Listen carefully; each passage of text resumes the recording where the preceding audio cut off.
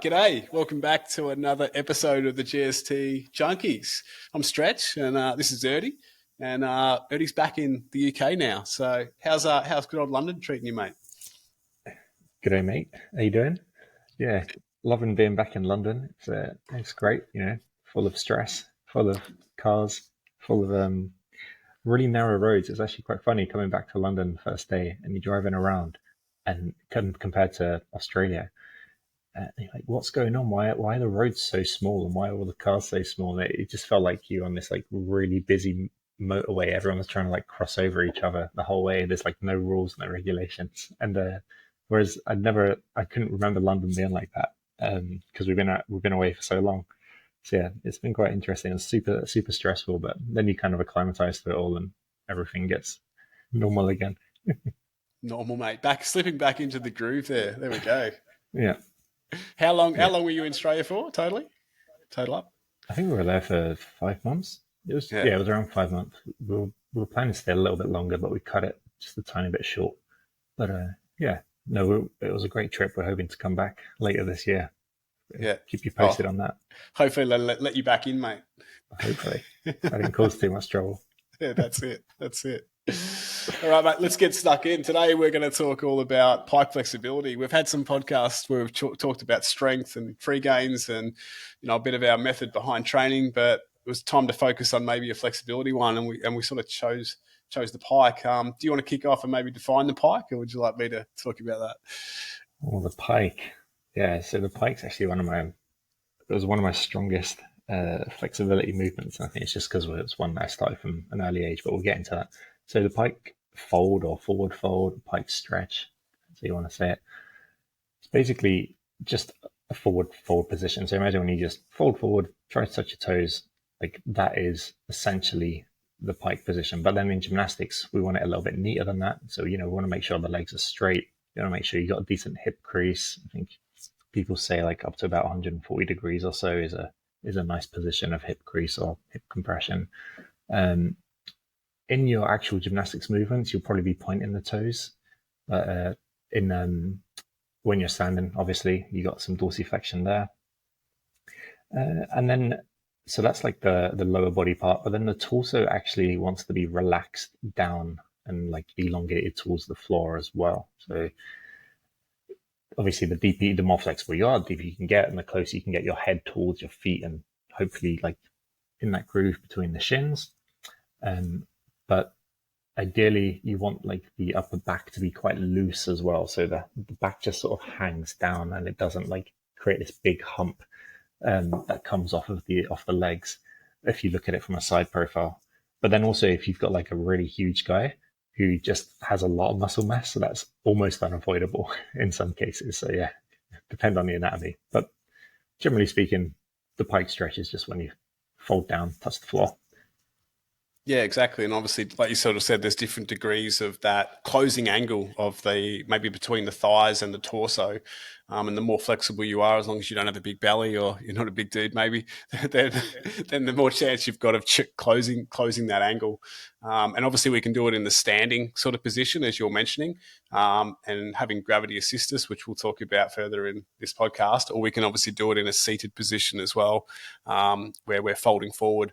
And this translates to a lot of our gymnastics movements. We could talk press handstand. We could talk skin the cat on the gymnastics rings.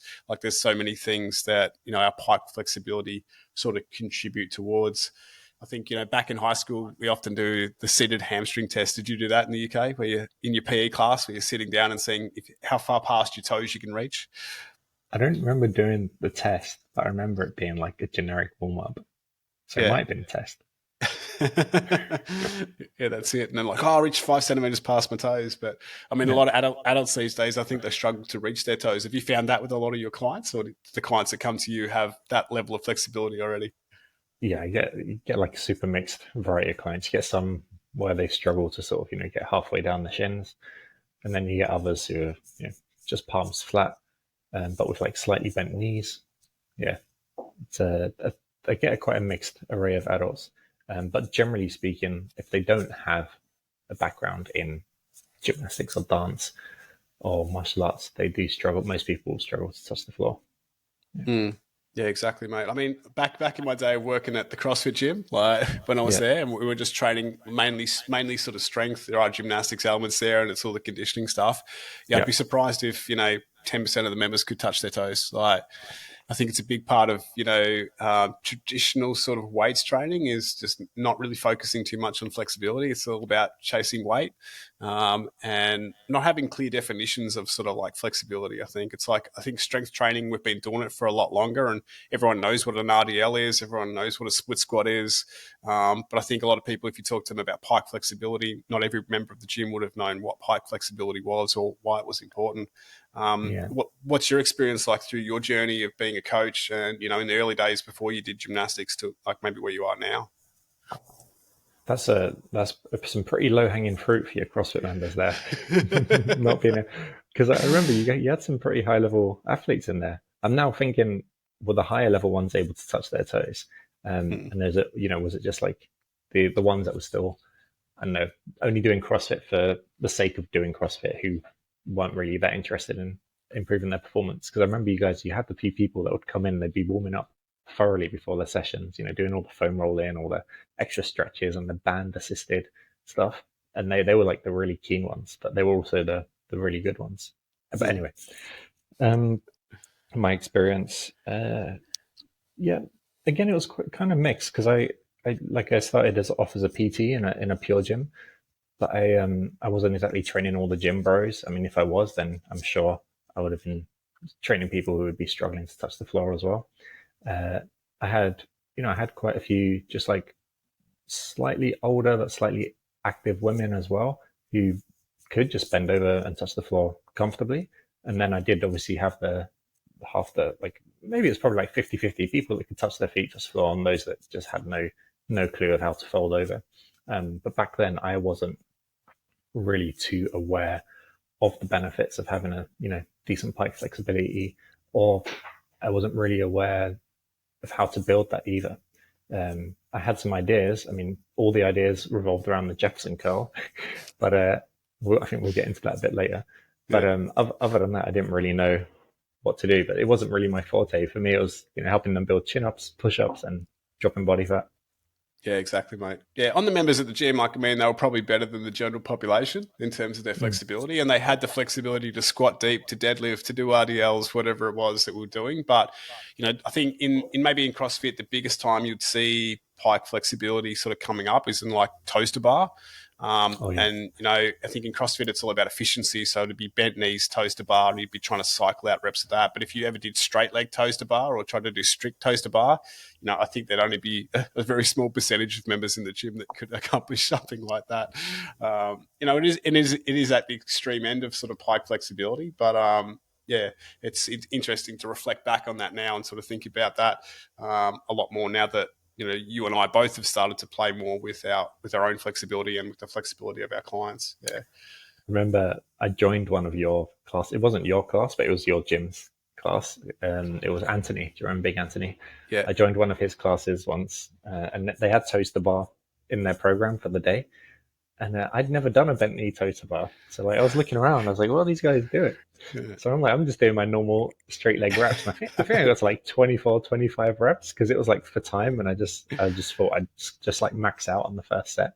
And I was going and like these guys are all coming off after like, I don't know, 8 to 10, these bent knee ones. Like, what's going on? But Yeah. yeah, that was one of my first experiences of the efficiency of CrossFit total bar and how actually like, yeah, okay, I did more reps in the first set, but then I burnt out pretty quick and they like just kept going for rounds and rounds. I was like, no, I can't do another set of 24. Not strict, mate. That's never going to Yeah. happen. Yeah, that's it.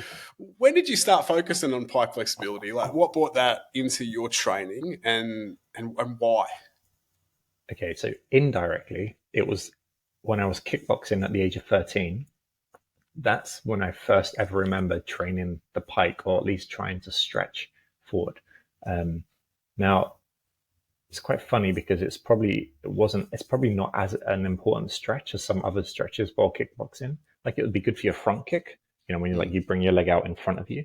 But things like your roundhouse and stuff like that, when you bring your leg on the side, probably very irrelevant. And we were doing a lot more roundhouse things back then. But it's quite interesting because again, it kind of shows that the teachers, they don't really know what they're doing with the flexibility. They're like, just try and touch your toes. oh, you can touch them, try and get deeper, because that's the extent of stretching knowledge in most um, circles of fitness. So that was me first ever doing pike work. And I remember I'm pretty sure I managed to get my head close to my shins doing that. Because I definitely managed to get my feet and my hands like beyond my feet. But I didn't really know what I was doing. I was just kind of going with the class. But then so that's when I was 13 years old. And then add another 10 years on to that. I'm now 23 years old. I've done an Ido Portal workshop, and I've done a Christopher Sommers workshop, both of them in the same summer of 2013. And I was introduced to the Jefferson Curl. And I was like, oh, this is interesting. Christopher Sommers was really big on the Jefferson Curl. It's like Jefferson Curl is the holy grail of all flexibility and fitness and whatever. And obviously, Ido Portal got a lot of his stretching modalities from Christopher Sommers, so he was kind of big on Jefferson Curl as well. So I was like, well, if these guys are doing Jefferson Curls, maybe I should do some Jefferson Curls. So then I started doing loads of Jefferson Curls while being a PT at Pure Gym, and it did actually help. I mean, because I already had some okay pike flexibility, the Jefferson Curl actually assisted me in getting a lot deeper. And then I remember one day I was like, oh, I can touch my head on my shins. And it was after doing a couple sets of what for me back then were heavy Jefferson curls. And that was my introduction, I guess, or my beginnings of exploration into hamstring and pike flexibility. Yeah, mate. You'll me the same. I think I was introduced Jefferson Curl by and by Christopher Summers as well. And yeah, I think at one stage I was doing like 60, 70 kilo Jefferson curls with a barbell, and yeah, it did help my flexibility. But I also don't think it was the best way to start the flexibility journey. And I think we do get thrown into, and there's a lot of social media content. And there's a lot of people talking about the Jefferson Curl as the best stretch for this, but I'd like to sort of say what are the prerequisites, and should we be jumping straight into that? And I think we'll come back to that, a little bit later in the post. But yeah, I think you and I both introduced by the same people into that world of pike flexibility and forward folding. Before we talk about the Jefferson Curl, I think we should talk a little bit more about maybe what the pike, what we're sort of involving in pike stretching, what the focus is, what are the areas we're trying to stretch maybe and strengthen, and then maybe how we sort of assess that and how we work on that with our clients. Do you want to start with that maybe in terms of like the areas that we're targeting with the pike flexibility? But yeah, definitely stay tuned for the Jefferson Curl stories, because it was actually that Jefferson Curl that day where I touched my head on my shins that I got my repetitive lower back injury. So it'd be good to hear about that. Yeah. But anyway, so where would I start? Like in terms of developing the pike? All the assessments. Yeah, well, what are the key areas do you feel? Like when we're talking about pike, working on the pike, there's obviously posterior chain flexibility. We're talking length of hamstrings. We're talking lower back. We're talking calves. We're even talking maybe soles of the feet. Like, our posterior chain, was it Thomas Myers who wrote the fascia chains, the myofascia chains? Yeah, that's right. And he talked about, from your eyebrows virtually up and over your head, all the way down the neck, the spine, through your glutes, through your hamstrings, through your calves, under your feet, all the way to your toes. Like that's the posterior chain. And when we're talking about lengthening that, let's say, even if it's something like the Jefferson Curl, it's like, well, which part of that chain is tight? And then we've got the opposite of that, which is obviously the anterior chain. So we're talking now the front of the body, starting again probably from the eyebrows, running down all the way, on the front of the body down to the toes. And in this sense, this is obviously the compression side of things. So strengthening anterior chain, like shortening those muscles to pull us into pike, and lengthening, that posterior chain, and having the flexibility. I think that, it's obviously agonist, antagonist. And if we're tight, then it's going to limit our core compression strength. And if we're weak in that core compression strength, it's going to limit our ability to stretch potentially the posterior chain as well. So when you assess, like, well, where do you start with your clients? You mentioned assessment. What would that look like? Yeah. So, I mean, my biggest assessment for pike flexibility is standing on the floor, fold forward. If they can't touch the floor, then stand on the floor is enough. Stand on the floor, fold forward. How low can you get your hands? And let me just see from a side profile, because I want to see what the body's doing. I want to see where the hips are sitting. Are they above the ankles? Are they behind? Are they in front? I want to see what the knees are doing. Are they slightly bent? Are they straight? and look at the spines, see how it rounds, and I just want to see how far they can kind of get, and also what their head is doing as well, and their upper back. So, and then in terms of where I go from there, it will kind of depend on the person, because again, I train like a few different people. Like let's say just training your general, I don't know, Auntie Sharon. She just wants to get a bit stronger, a little bit more flexible, and she just wants to stay healthy. I'm not too focused on basically making everything super efficient. She doesn't need to have like crazy calf flexibility, as well as like super like loose, etc. upper back. Really for Sharon, I kind of just want her hips to move well. And as long as I can get her hips to sort of tilt enough so that her hands can get lower to the floor, then I'm kind of happy. That's going to improve the majority of her life. But now let's say I'm training Alex. He's a gym owner. He's also big GST type athlete. He wants to be, he wants a V sit or an I sit. Eventually, he wants to go for L presses and things like this, press the handstands. Okay, for Alex, we need to like improve everything pretty much for that pike flexibility, because I don't just want his hands on the floor. Eventually, I want him to have his like head close to his toes, if that makes sense. So we need to basically attack more of the elements that you would already described for the pike. So it kind of depends what they're after. But generally speaking, for both athletes, I'll always look at making them stronger through the anterior chain to help them stretch into that posterior chain. It's like a combination of both. So let's say for Sharon, we can see that her hips aren't tilting forward at all. Like let's say that she just kind of gets. Imagine somebody standing up straight. If you look and they're trying to fold forward, if you look at the lumbar spine, the lumbar spine just comes out at like 90 degrees from the top of the thighs, and then eventually the rest of the spine sort of like hangs over. Okay, that tells me hip flexors are probably very weak. They don't really know how to, or they're very just unconditioned in terms of how to pull the torso closer to the legs. So we need to fix that. Generally, sometimes just by fixing that, like you don't even attach, or you don't even work on the calves, you don't even work on the upper back flexibility or the hamstring flexibility, just by getting those hip flexors to help tilt the hip more, that person's already got like an extra 6 inches on their pike flexibility. And it's like, okay, cool, that's enough for Sharon. She can now deadlift, she can now hinge, she can now squat better, she can walk better, she's good to go, if that makes sense, for her daily needs and for the tasks that we have in her training. Yeah. Curiosity around that, just like the clients you've got that maybe come in and have that symptom in their pike flexibility assessment, so they've got that sort of flat back. How many of those clients do you think have back pain or have mentioned back pain to you? Not, I mean, there have been a couple, yeah, but it's not enough to be like flat back causes back pain, if that makes sense. It's like and from my data pool, like I don't know, maybe if you took 1,000 people and then you notice actually it's like 60%, of people with this like flatter back syndrome, whatever you want to call it, when the lumbar sort of like doesn't fold forward. Maybe if 60% of them are experiencing back pain, it's like, okay, we can probably get away with saying there's a correlation there. But even if it's 50%, it's like, okay, cool. But from my data pool, like it's not enough to be like, okay, that's the reason for your back pain.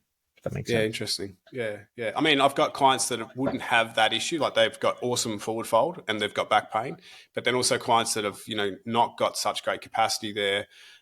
With the tilting of the pelvis. And often it's put down to, you've got tight hip flexors, and they're told to stretch their hip flexors. I've been stretching my hip flexors. I've been doing the couch stretch and all this sort of stuff. But I really start to wonder if it comes down to more actually, you've got tight hip flexors. Yes, you need to stretch them, but you've also got very weak hip flexors, and the body is using its protective mechanisms to hold tension in the hip flexors because they're not strong enough.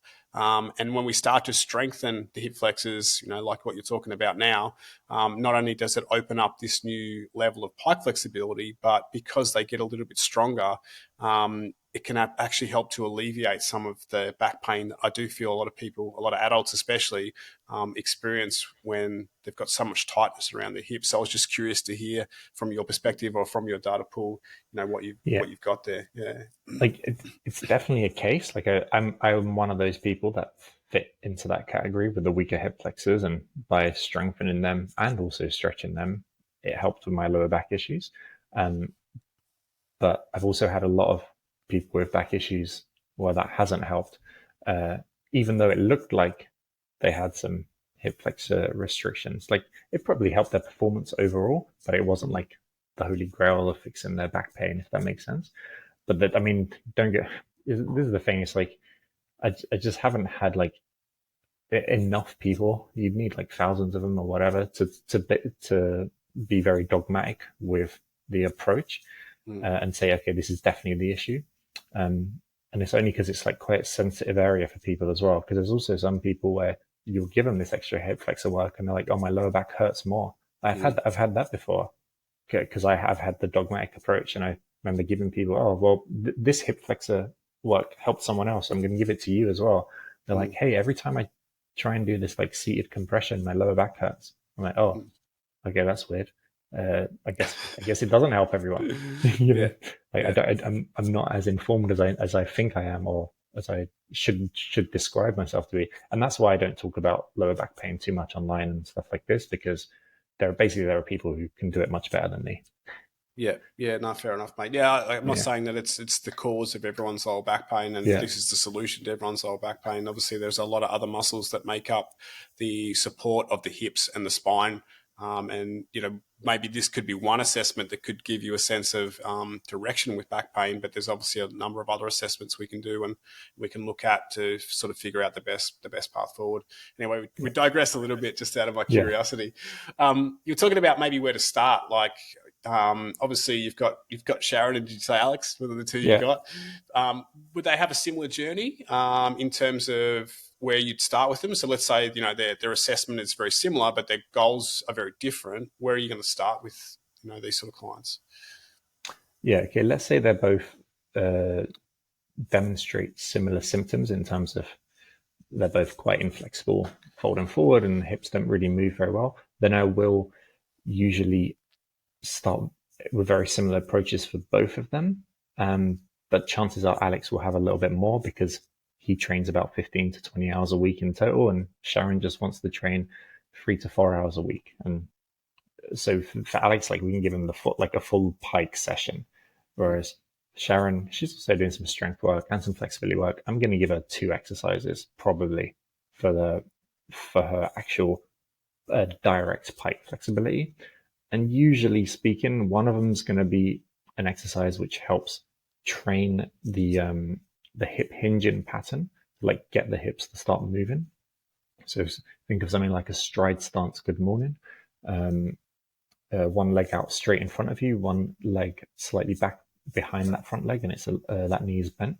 So the leg that's out straight is the one that's going to be stretching. And then with the straight back, you kind of like hinge forward and you come back up, hinge forward, come back up. It's a really good way to start to teach the pelvis how to fold, because when one knee is bent, it just makes it easier for the pelvis to fold and for you to isolate the stretch on one leg.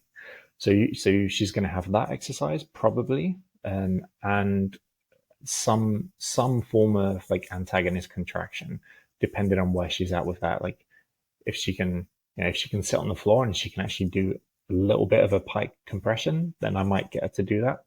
If not, maybe something like a block crush in the Pike position.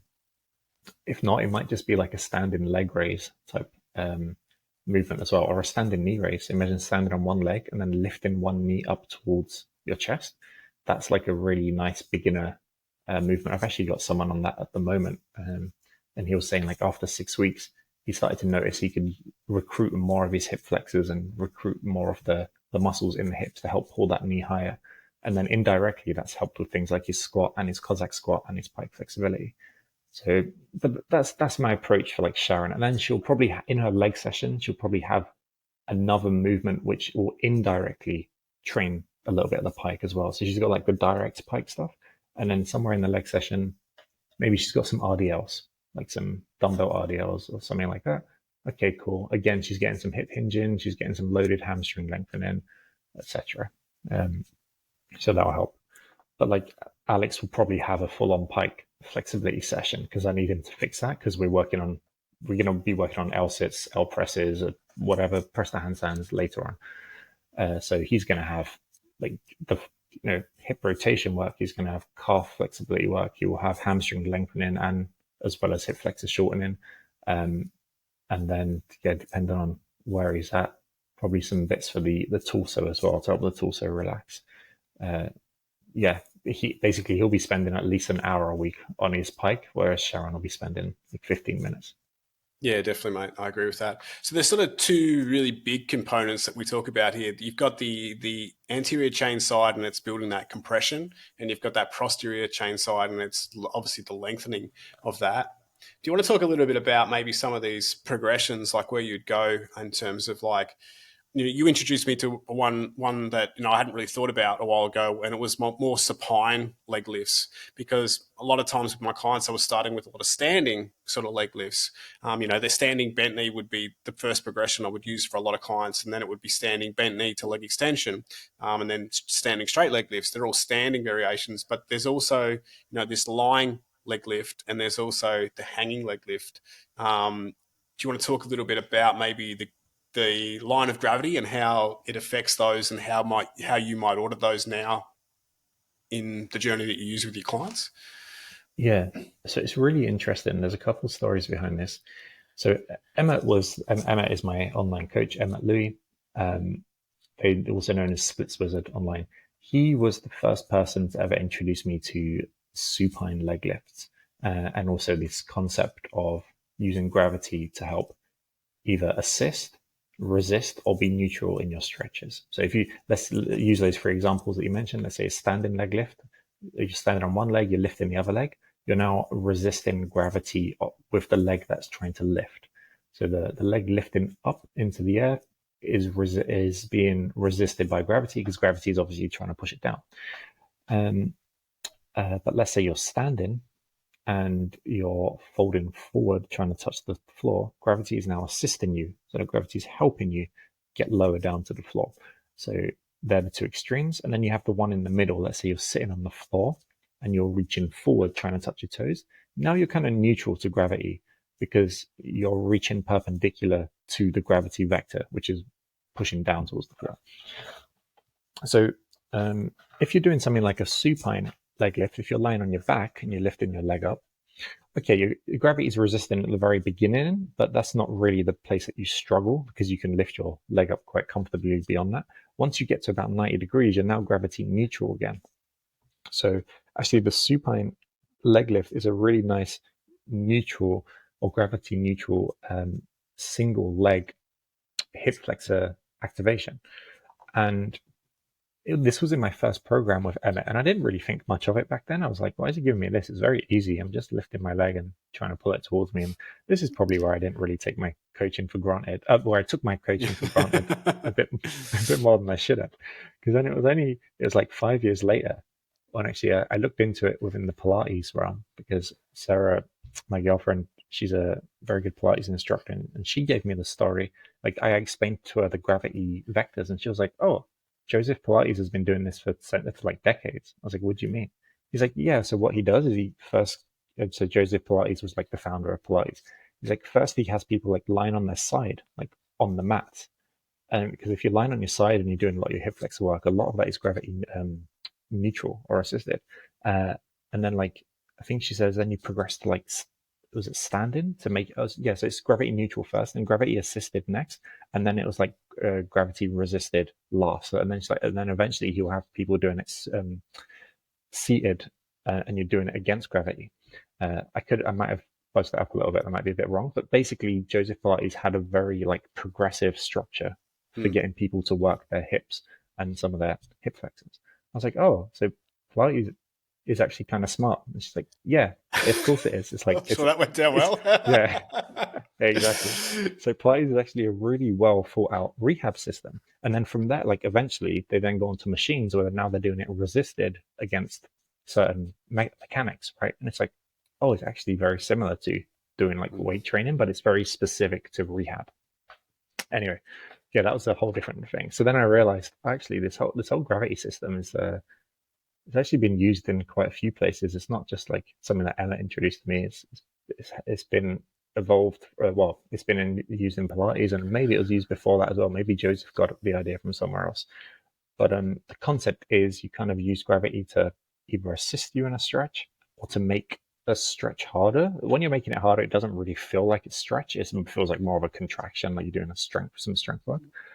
Or you can use it to be neutral, where when the benefit of it being neutral is you're using your hip flexors, let's say in the pike position. So you're seated in a pike position and you're trying to reach your toes. The only way you're going to touch your toes is if your hip flexors know how to pull you forward. So the neutral one helps close the gap between the assisted and resisted, if that makes sense. Yeah. Yeah, fair enough. So where would you put supine leg lifts? Would that be like an introductory first, or is that something where you would train after standing leg lifts or after? Yeah, I would have it as an introduction at the beginning, because it can basically help you use the hip flexors without as much resistance, if that makes sense. Whereas, like, let's say the standing one, if you're standing, you're trying to lift one leg, it can be pretty tough. But if somebody is a bit less able, or maybe they're in a bit more pain, or maybe they're just a lot less coordinated, cool. Start on your back. Lay on your back, supine position, one leg up bent, about 90, when I say up, sorry, 1 foot close to your bum, so your knees at about 90-degree bend, or maybe a little bit less. And then the other leg is out straight and you're lifting it up towards the ceiling or towards the sky. Yeah. It just starts teaching you how to use the hip flexors for that movement. And then you can add resistance onto that using bands if you want. I kind of like it as a way to just really basically isolate the hip flexors, but without getting the same type of cramping as you would in, let's say, for example, a seated pike compression. The cramping isn't the same. It's like you're fighting a losing battle, but something is still happening. So you're trying to lift the leg. It's not really going beyond 90 degrees. You can't figure out why. It's like, is it because I'm tight? It's like, no, it's not because my hamstrings are in the way. Something's just not working. But you just fight for it anyway, and like these light bulbs start to switch on. Yeah, it's a different sensation, isn't it? Yeah. Yeah, 100%. Yeah, definitely different sensation. Yeah, I like that. Yeah. Let's take that same approach now. So we've been talking about anterior chain and shortening the anterior chain and, the vector of gravity. Now, if we switch it over and we talk about stretching the posterior chain and using the vector of gravity, do you want to run through some examples of neutral, resisted, and assisted? Yeah. So generally if you're doing like resisted stretching, it's usually just comes into the antagonist work, so the anterior chain. It's like that. I think that's the main focus. It's quite hard to actually stretch through the posterior chain gravity resisted, because it's the agonist muscles which will fail you first before the stretch does, if that makes sense. Yeah. So it's more like a hanging leg raise, for example, let's say. That's your example. So let's say like hanging leg raise, you're hanging, you're trying to bring your legs up. It's quite resisted, especially at that 90-degree position. Yep. Technically, like once you're at the top, it's not really resisted in the gravity the same way anymore. What's now failing you is like your ability to keep the core compression, or like the strength, whether it's in the lats or the abdominals and the hip flexors, etc. And like gravity doesn't really, basically it's not a stretch. Like it can be used to help facilitate stretches. Like I use hanging leg raises as let's say as like a C1 exercise, and then the C2 exercise will be like an RDL. The hanging leg raise will help you get deeper in your RDL because you're firing up those hip flexors. But the hanging leg raise itself isn't really what we would class as like a nice stretch. Even if you could like keep your legs up at the bar and you could like compress them back, like I can hold like a 30-second toes to bar hanging leg raise, but it's not the stretch that kind of limits me. Anyway, the Jefferson Curl is a really nice example of just a like nice and gravity assisted, also weight assisted pike flexibility stretch. You holding the weight, you're kind of you're going down towards your toes. Hopefully the bar's going lower than your toes, or the weight's going lower than your toes. That's a really nice gravity assisted stretch. And then like the gravity neutral one of my favorite ones for that. So you've got, do you remember doing the seated Pike slide outs? Yeah, yeah. Yeah, so that one's a really nice one. It's just basically, let's say you're sitting on the floor and both of your feet are close, or both your heels are close to your bum. You're now you've got your hands around your shins, or like you're like hugging your shins, and then you start to like push your feet, or push your heels, slide them out rather. So you want to be on a slidey surface. You slide them out away from the torso so that you can get into like a long lengthened hamstring position, and then you contract the hamstrings. So you squeeze the heels back in towards your bum to come back up. So you slide out, you come back up, slide out, come back up. That's a really nice progression for like a gravity neutral Pike flexibility stretch. Yeah, 100%, mate. I think, like you said before, with like the hanging leg raises, like they're an expression of flexibility, maybe. Like Yeah. you do need that core strength, and you need to have good posterior chain flexibility to get, that strict toes to bar. But they're not a massive stretch themselves. It's a way you can express the flexibility. Whereas when we're talking Jefferson curl or a standing forward fold, yeah, gravity's assisting you, pulling you down in there. It's a great way for, I think, beginners or new people to experience the stretch and use gravity to assist it. And then a harder variation is, that neutral position, like you say, it could be Pike slide outs, or it could even just be seated, straight leg straight, and trying to do the forward fold or the Pike stretch on the floor. It's a little bit harder than the standing variation because you don't have gravity assisting you, pulling you deeper into that stretch. It's more down to, your flexibility, your core strength. And I think that's a common mistake a lot of people make. A lot of people, when they want to start training Pike flexibility, spend a lot of time on the floor going into their stretches and trying to stretch or trying to do seated leg lifts, maybe when they're not ready for it yet, when they should be doing more of the standing variations, or potentially, some of the supine leg lifts that you talked about, or some of the standing leg lifts that they talk about. Is that something that you've seen a lot with, different people in the gym who are trying to work on their Pike flexibility? Or do you think most people are aware of the benefits of using the standing positions or the supine positions? I don't think many people know what the benefit of anything is, to be honest. Even looking online, I'm looking at other movement coaches, and I saw something the other day, and this guy's like trying to promote Jefferson Curl for absolute beginners, and it's like it's just not the case. Like, this isn't how you would approach beginners at all for Pike flexibility. And yeah, and then you've obviously got people in the gym who are trying to stretch. I don't think most of them know what they're doing either, but they all just kind of do it because it feels good, and they want to stretch, they want to try and touch their toes, so they will. I mean, go for it. Don't get me wrong. I'm not saying they shouldn't be, but I don't think they're doing it with like, oh, this is better than this, or this is better than that. I think it's more like, oh, I'm just going to do this because it feels good and this is what I know, as opposed to trying to compare supine to hanging to standing to this, if that makes sense. It's more like it's more so people like me and you who are doing the comparisons because we're trying to work out, all right, what's going to be best to give to our clients. Whereas the clients without any tuition won't be making those comparisons. They kind of just, especially not in stretching, they might be trying to make it between like a sumo deadlift and a deadlift. So they'll go online and they'll Google that and YouTube that. But it's very like, I haven't met clients who will look online, oh, which type of hamstring stretch should I do? Yeah. I think the knowledge is a lot harder to come by. Like, we've been doing squats and deadlifts and chin-ups and press, PTs have been teaching that stuff for years. It's more common knowledge. And I think even the general pop these days, it's more common knowledge. But when we start to tap into flexibility, like, it's not common knowledge. It's growing and it's getting better. But it's not as easy to find information on that. And it's really hard to sift through all the bullshit that's out there. Let's be honest. There's a lot of it out there, and you and I have both had to sift through that with being taught the Jefferson Curl is the way forward. I want to get to the Jefferson Curl, and let's get there soon. But one thing before we get there, and I like the way that when we first started this conversation, we talked about, what would you do for the client who's going to start this journey? You spoke about single leg stuff. You spoke about the split stance RDL, and you spoke about the single leg raises and stuff like that. Do you want to touch on why the single leg stuff is good, and also maybe why is it a common thing to see an imbalance? Right. My main reason for using single leg work for Pike flexibility is because it's much easier to hinge at the hips when one knee is bent.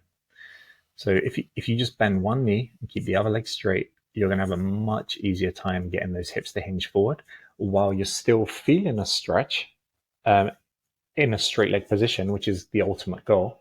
And yeah, without having to bend both knees, because you've also got two bent knee variations where if you just bend both knees, you can also hinge forward, and it's really easy to start to bend to teach the hinge and teach the, and let's say, the anterior pelvic tilt.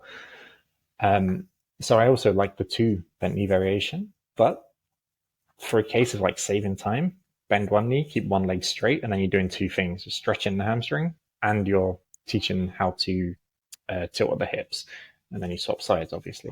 I do that, and then okay, you've got the sake of imbalances as well. Generally speaking, you have a new client, you don't fully know their training history, even if they tell you it, even if they tell you their injuries, you still have to just assume there might be some kind of imbalances, which you can kind of just get rid of in 6 to 12 weeks of training using single leg or unilateral movements.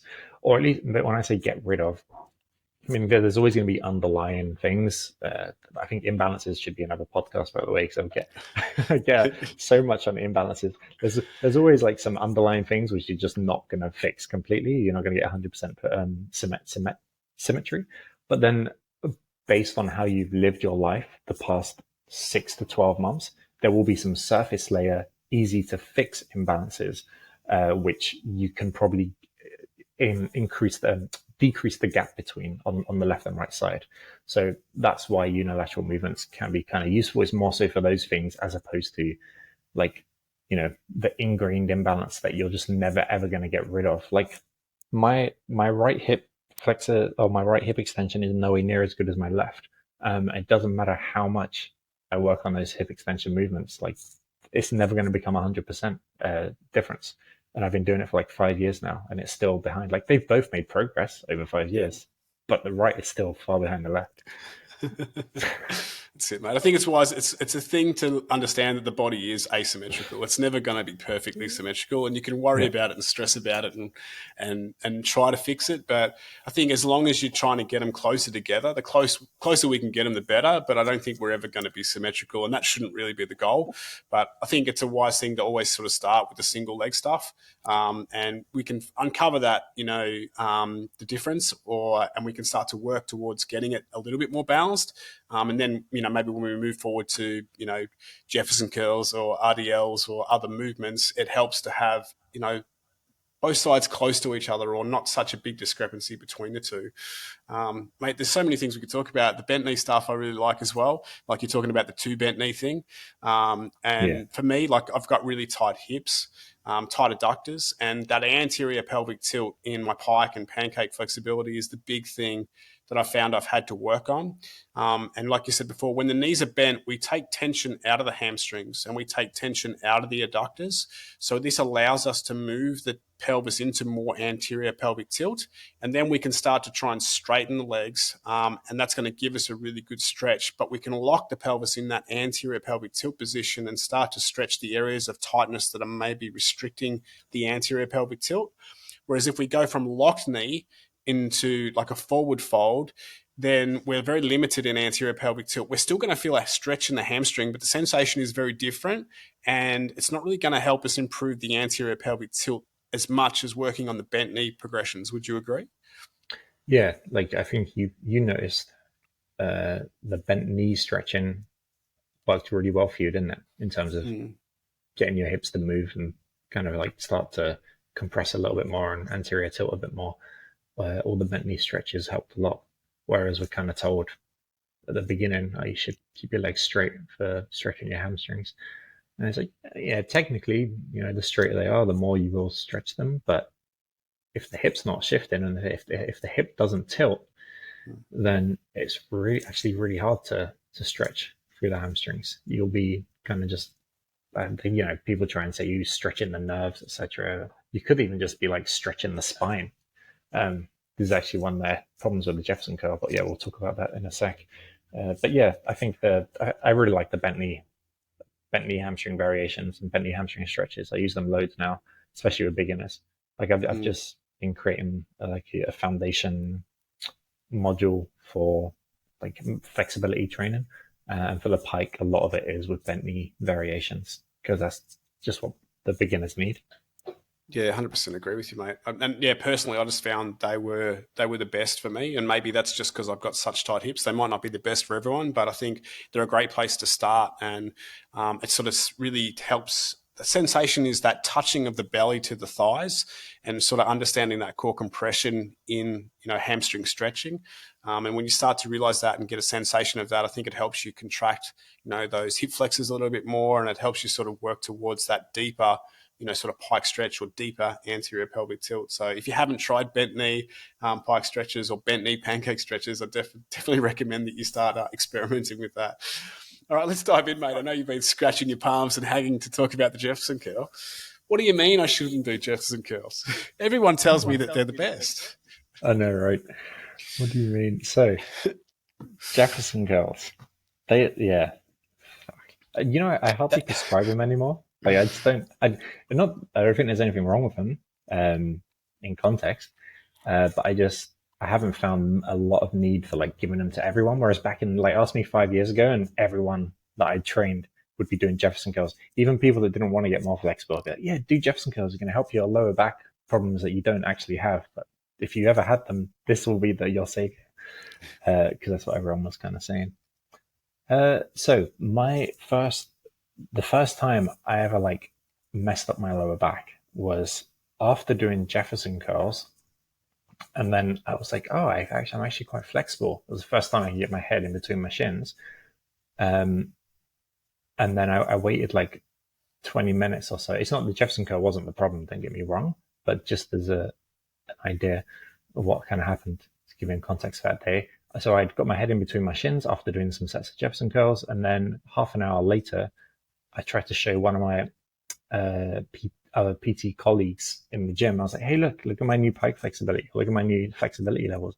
And I bent down to put my head in between my shins again. It was a little bit tighter because it'd been half an hour. I hadn't just finished my training, just finished my sets. I couldn't get my head there. I was like, wait a sec. So I grabbed my heels and I like pulled myself deeper, and I got my head there. But at the same time, I had this like twinge or like pop or something in my lower back. I don't know what it was, but that was like the first time I ever got what turned out to be my repetitive lower back injury, which would come like every 6 to 8 to 10 months or so. And it just like puts me out, and I need to like lay down for a good few days and kind of just do some other movements while it recovers. But anyway, it wasn't the Jefferson curl that was the problem, but the Jefferson curl was overemphasizing in general my hamstring stretching, and I had no strength in the position. Like I had no strength in my hip. Like I couldn't stand and lift one leg up to 90 degrees or even close, but I could get my head to touch in between my shins.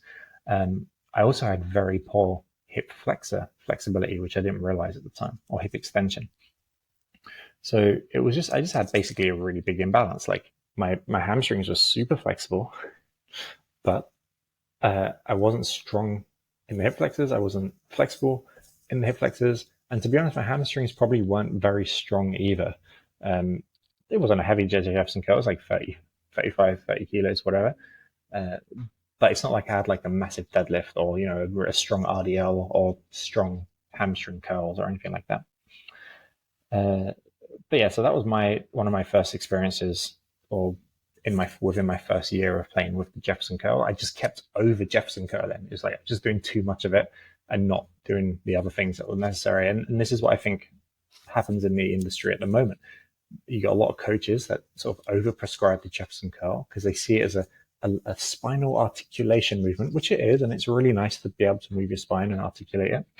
And they see it as this like loaded stretch, which it also is a loaded stretch. So they're like, oh, so because it's loaded, you're going to get stronger and you're going to get flexible. And it's like, great, okay, you will, but so will like a squat will do the same thing. An RDL will do the same thing in different ranges. But like, these are also things that get you strong and flexible at the end of your range. So why are you so hyped on a Jefferson curl if you're not also going to do the same on the opposite movement? And that's my big issue with it. And then you've got giving it to beginners who can't move the hips. So if like, imagine somebody's hips, like we were saying about Sharon. So you give Sharon a Jefferson curl, what's going to happen? Her lumbar spine doesn't like crease at the hips. So now her lumbar, like, I don't know, from however many vertebrae, maybe like the first 7 to 8 vertebrae are like almost perpendicular to the floor. And then the remaining vertebrae start to stretch. So what's she actually stretching? Like, where's Sharon putting the load? It's on that section of the spine that's now, it's not moving. It's not coming towards the floor. So you give Sharon enough Jefferson curls and something's going to snap. Like, it's only a matter of time. Yeah, that's my issue with Jefferson curls. Yeah, nice one, mate. I'm sorry to hear about that recurring back pain. And I was the same. I think I prescribed it too soon to a lot of people, and I was lucky, touch wood, that no one got injured from it. But I think, it was Coach Summer who, I think he was even on the Tim Ferriss podcast, and he was talking about Jefferson curls being one of the best movements that everybody should be doing, and in his top 5 and blah, blah, blah. By the way, Coach Summers didn't even write his flexibility program. That actually came from Kit Lachlan. So that goes to show that maybe Coach Summers doesn't know enough about flexibility himself when he has to reach out and get someone else to write that program for him. But the prerequisites for the Jefferson curl is often overlooked. It's just like we start doing the Jefferson curl, beginners do Jefferson curl.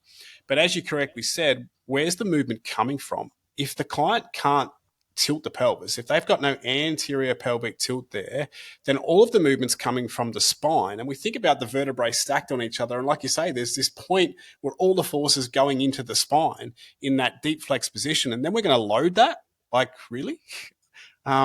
So these days, my prerequisite for the Jefferson curl is to be able to do like an RDL with a flat back and be at 90 degrees parallel to the floor. So torso is parallel to the floor with a flat back. Now that locks the spine in a flat position. And where's that movement coming from? Well, all of that movement comes from the tilt of the pelvis. So if a client can express that 90 degrees of anterior pelvic tilt to torso being 90 degrees to the floor, then they're ready to start training the Jefferson curl, because we know that they can get that tilt, and then we can start to flex the spine, and the majority of the force is not going to be in the spine, in the vertebrae. It's going to be in the hips and in the hamstrings. And also, if we're training the RDL to get to that point, we've put a lot of strength, hopefully, into the hamstrings. So we've loaded that, we've progressed that, we've got them to a good position when they're not only lengthening and strengthening the hamstrings, but they're working that pelvic tilt. So the Jefferson curl is, I would say it's not for beginners. And I would say that the prerequisite is being able to get that, 90 degrees in the RDL. And, you're going to start that with, like what you said, the split stance RDLs or split stance good mornings, and working that parallel to the floor, even maybe before we start doing the bilateral sort of stuff. But is that something that you would agree with, man? Or what are your thoughts around that as a prerequisite? Yeah, I mean, I use the exact same prerequisite just in a straight stance good morning. So it's like, I want you to be at 90 degrees, flat back, basically torso perpendicular to floor, because it demonstrates some good movement in the pelvis and the ability to compress there and pull yourself a little bit with the hip flexors. And once you can do that, and you've also can load like a little bit of an actual RDL or a straight stance good morning, then yeah, we can start playing with Jefferson curls and start light and build it up. Basically, for me, it's like as long as the spine and the hips are moving well enough to kind of actually keep the load in the hamstrings and not in that like solely in the lower spine, then we're good to go. Yeah. Time and a place. Yeah. That's it, mate. All right, a little bit more to cover. We've talked about loaded stretches. Like the Jefferson curl is a good example of a loaded stretch, and we're trying to use weight to help facilitate that stretch, pull us deeper into that range of motion. But I'm curious to know, like, what are some other methods that you like to use when progressing clients towards, the Pike flexibility? So PNF is actually a really old but really good method as well. So the PNF method is actually one that most new coaches will know of or have heard of. If somebody's like kind of interested in flexibility who's in the fitness world, they've probably heard of the PNF stretch. And the typical one is when you're lying on your back, somebody's up there holding your leg for your straight leg, and they're trying to like push your leg towards your torso, and then you're resisting them. So you're trying to push your leg away from you into them, and then you relax, and then you find out, oh, look, my leg can come closer. I remember doing it with my uni friends, like, what was it, like, I don't know, 12, 13 years ago. And they were like, oh, I can stretch my hamstring. I'm like, yeah, it's this really cool trick I just found out on the internet, or whatever it was. I thought it was quite cool. But so yeah, PNF's like a really nice one, and it does actually work to help sort of like relax that stretch reflex. If you don't have a partner, you can kind of set it up with one of the yoga straps. I think it's actually commonly used in yoga. I don't actually know much about yoga, but I'm assuming that's what they do with the yoga strap when they have it around the ankle, and they're doing like their own self-assisted PNF for the hamstrings. Um, What are your and time then frames for that? Are you using 10 or 15-second contract relax windows? I like to use 10-second contract windows, followed by 5 to 10 seconds of just like breathing in between, and then going again for another 10 seconds. Yep. Yeah. If the person's quite new, sometimes I'll lower it down to like 5 to 7 seconds of a contraction window, because sometimes the 10 can just be a bit exhausting for them. Yeah. Yeah. But yeah, so PNF's one, we said weighted stretching, and then the one that I use the most is the reciprocal inhibition. So it's basically two exercises back to back, or you can do it within the same exercise sometimes as well. So a good example would be, let's say in like a pike compression, followed by a seated pike stretch. So you're sitting on the floor, you've got both legs out in front of you. What you do is you try and you've got the hands on either side of your knees, and you're trying to lift your feet off the floor and like your legs towards your torso. So now what we're doing is we're like massively recruiting our abdominal and chain, our anterior chain, and the hip flexors, and we should be like recruiting the whole way through the legs to try and basically actively shorten the range. Again, I'll go for like contractions for about 10 seconds or so, or you can do like pulses. Pike compression pulses are very popular in the GST and gymnastics world. But let's say you're doing the 10-second contraction. So you lift up, try and hold for 10 seconds, relax, lift up, try and hold for 10 seconds, relax, do it 3 times. And then you just try and fold forward. And you should, in theory, be able to fold further forward than before you started the pike compressions. This is what we call reciprocal inhibition. What you're doing is you're engaging the agonist muscles, so the shortening muscles, to help reduce the stretch reflex on the antagonist muscles, so the lengthening muscles. I think there's a bit more like quirky stuff to it as well in regards to the neurological side, but that's the gist of it. It kind of helps facilitate the stretch and get you deeper. Yeah, definitely, mate. Yeah, it's one that in the beginning when I first started, when I learned that off you, and when I started doing that, it was like it didn't make sense to me. It was like, hang on, I'm contracting the anterior side before I stretch the posterior side. Wouldn't it make more sense to stretch the posterior side, because then I'll be able to pull deeper into the anterior contraction? That was what was going through my mind. But then when I read more about the reciprocal inhibition, and it's the idea that when a muscle is contracting, the body is naturally relaxing the opposite muscle. So by working on the contraction or the shortening side first, it's actually going to help improve the stretch, or the second exercise in this example that Erdi gave. It's that forward fold. So often in the program, I'll be like, these are around the wrong way. But then it's like, well, actually, they're not necessarily around the wrong way. You just got to understand, how they sort of work. Charles Poliquin was always a big fan of flexion before extension. So we'd always talk about doing your chin up before you did your bench press, or your hamstring curl before your leg extension. So if you come from that angle, you're sort of thinking, okay, contraction on the shortening side and then lengthening on the other side. So that was maybe what was in my mind from coming from, that sort of strength side of things. But yeah, they're all good methods. I like the targeting one too. I think that's also a really good method, So if we were to use, let's say, a standing forward fold target, maybe if you're really tight, you've got an elevated surface that you're standing next to, and you're trying to touch your fingertips to the elevated surface. As flexibility improves, you might better, touch your knuckles, your fists to the elevated surface. Then it might be flat hands to the elevated surface. Then you're going to go, okay, remove the elevated surface. We go to the floor. Can I touch the floor? Fingertips, knuckles, flat hands. Another example of this might be, In the seated forward fold, okay, if I can reach past my toes, then I might put a block past my toes, a yoga block that's out in front of me, and I'm folding forward and I'm trying to push the yoga block further away from me. So it's giving me this reference or this idea of a target to touch. And it's surprising how much difference it can make. If you don't have a target there and you're just forward folding and you're like, oh yeah, I'm going as far as I can, this is awesome. But then if you put a target there and you're going forward and you keep trying to touch the target, it actually makes a big difference. Like you actually can go further when you've got this reference point that you know that you're aiming for. So yeah, targeting is another great method that I like to use. Mate, we've You covered a showed lot. me you What's showed me that? the you showed me the target stretch first. It was actually you went to Emmett's workshop before I did. I think the year Mm. before I did. And then I didn't go to that workshop. And then we were in the gym, uh, and you were showing me. I can't remember what the target was in. I think it might have been in the Pike. And you're like, "Look, see how much further you can go when you give yourself a target." And I was like, "Oh wow, yeah, I had no idea." That's quite funny. Yeah, Yeah, that's it, mate. It's a good one that's been with me for a few years, and yeah, yeah, I hope it's working. I hope it's getting it's getting a bit deeper. So, but yeah, it's a fun one to use, and it does surprise you. You know, you try a pike stretch and go as far as you can without a target, and then put the target there and do it again, and I bet you'll go further. So, yeah. 100%, mate. How long does it take me to get my pike? Because I think that's a common question a lot of people ask. Can you answer that one Mate, for me? you pay the right money, and I'll get it for you in 6 weeks. Oh, really? Jefferson Yeah, Curls? yeah. Just like that, Jefferson Curls twice a day. Yeah, I'll snap you in half. We'll Yeah, get there. yeah, exactly. If we just like break your spine, Yeah. then you've got no restrictions. Perfect. Oh, mate. How long does it take?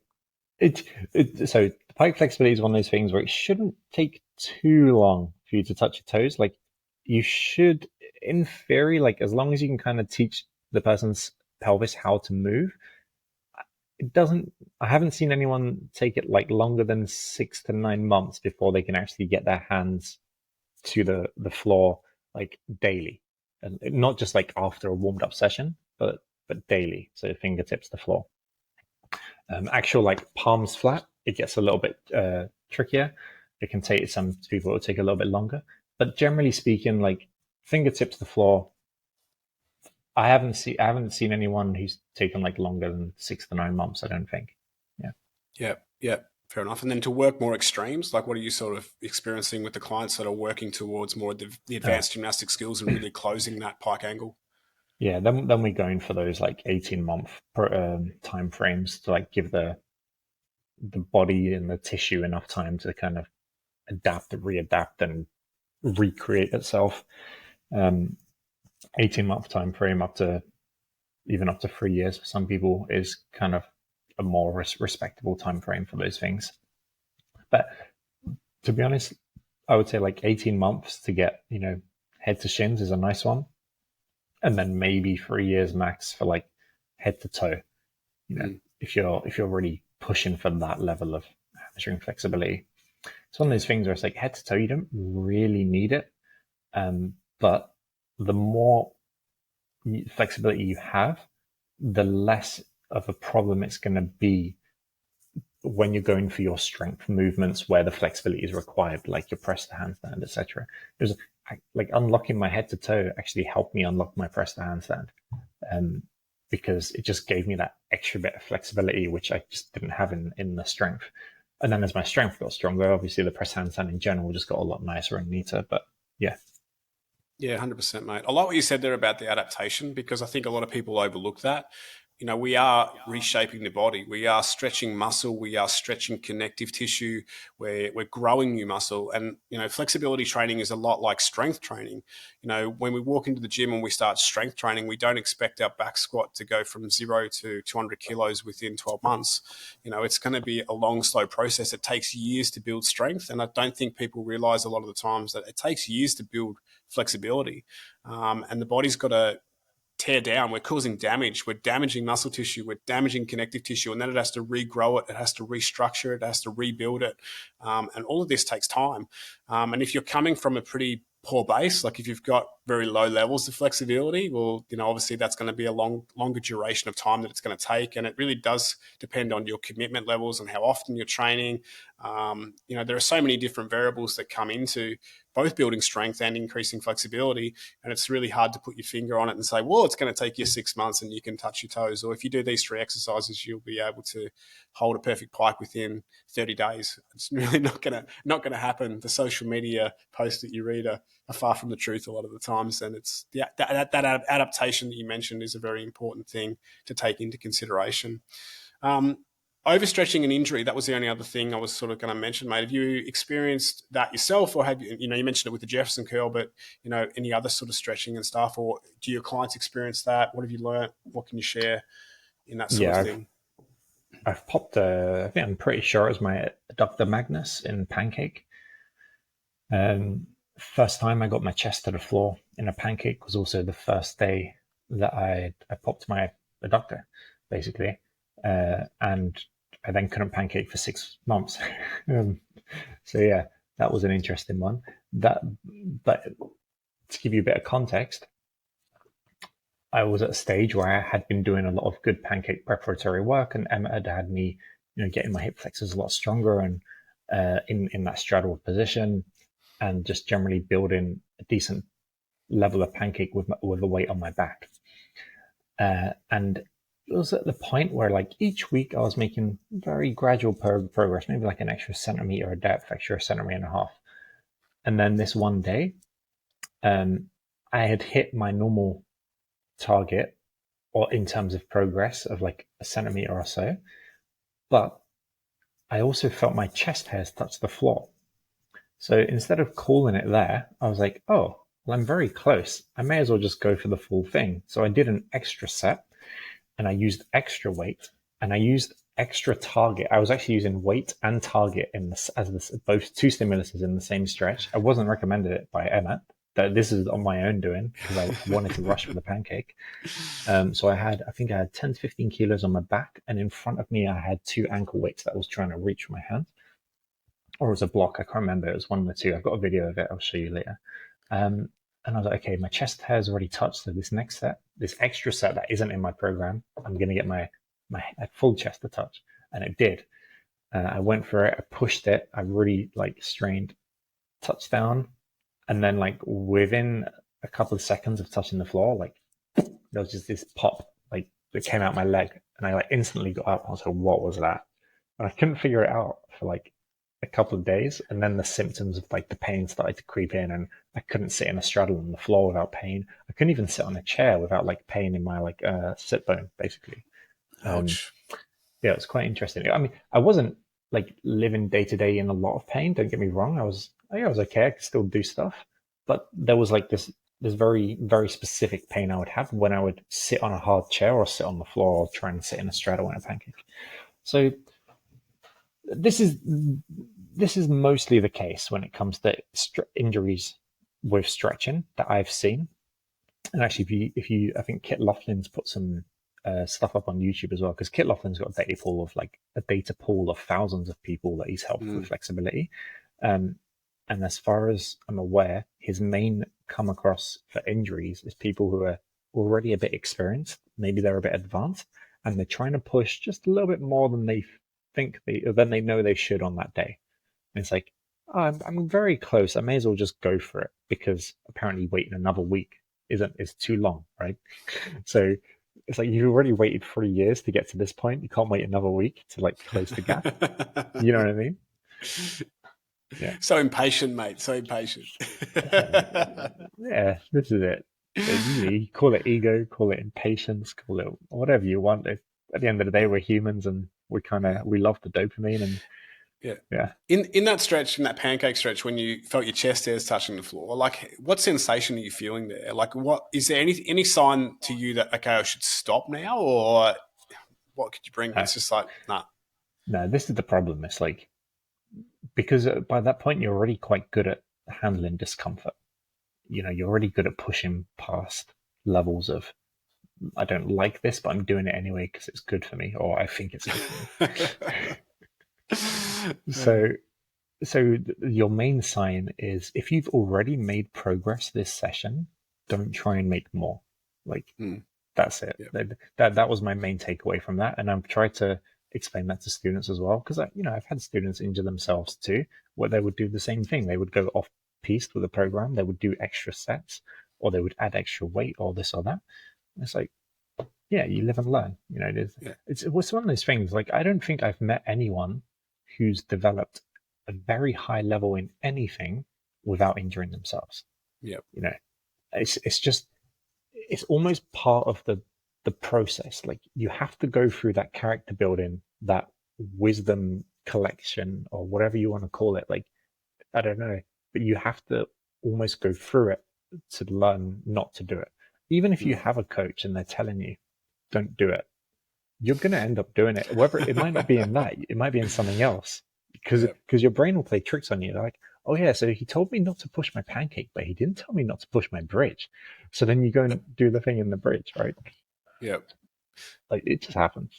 Yeah, exactly that, mate. Yeah, I've not, touch wood, yet injured myself with stretching. I have had multiple injuries with strength training and tore muscles before, and that's why one of my adductors is tight. I did tear an adductor in a split squat once upon a time, but that was just going too heavy too soon, with a weight that I obviously wasn't built up for.